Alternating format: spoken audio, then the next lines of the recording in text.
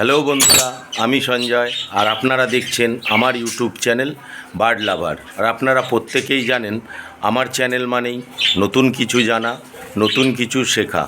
তো এই মুহূর্তে আমাদের বাড়িতে লাভ বার্ড, কনুর এই সব পাখিদের কিন্তু আলাদাভাবে যত্ন নিতে হবে, কারণ এই সিজনটা কিন্তু পাখির জন্য খুবই ভয়ঙ্কর।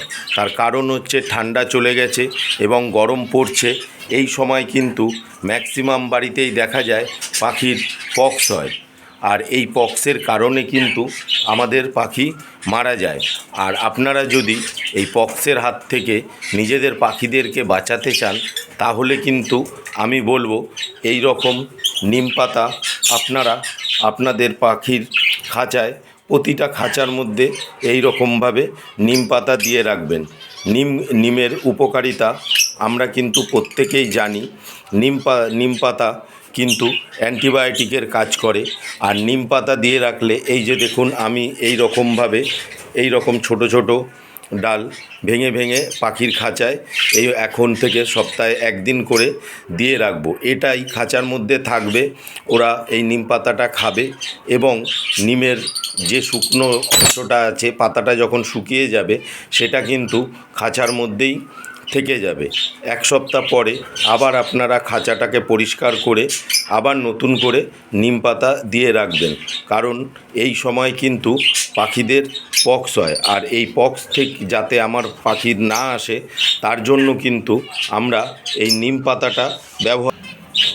পাখির পক্স হলে কিন্তু বিভিন্ন রকমের ওষুধ আছে, যেগুলো দিয়ে কিন্তু পাখিকে সুস্থ করা যায়। এবং সব ক্ষেত্রে আমি দেখেছি যে যাই বলুক 100% কিন্তু কোনো দিন পক্স কিন্তু কমে না। সেই জন্য যাতে চেষ্টা করব আমাদের পাখির পক্সই না হয়, আর পক্স না হলে তো খুবই ভালো। তার জন্য আমাদের এই নিম পাতা ব্যবহার করতে হবে। এই নিম পাতা কিন্তু পাখি খায় এবং তার সাথে সাথে পাখির খাঁচায় থাকবে, এবং যখন পাখি খাঁচায় এই নিম পাতাগুলো শুকিয়ে যাবে, সেগুলো কিন্তু পাখির খাঁচায় কোনো রকম ভাইরাস অ্যাটাক হতে দেবে না। এই দেখুন কি সুন্দর এরা কিন্তু নিম পাতাগুলো খাচ্ছে। তো বন্ধুরা, আপনারাও প্রত্যেকে পাখির খাঁচায় এখন নিম পাতা দিয়ে রাখুন সপ্তাহে একদিন করে। মোটামুটি 1 মাস আপনারা এইভাবে খাঁচায় নিম পাতা দিয়ে রাখুন, দেখবেন আপনার বাড়িতে পক্স আসবে না।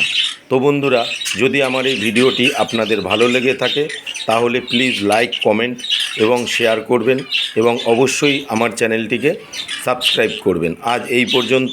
আগামী দিন আমি আরও নতুন ভিডিও নিয়ে আপনাদের সামনে উপস্থিত হব। ধন্যবাদ বন্ধুরা।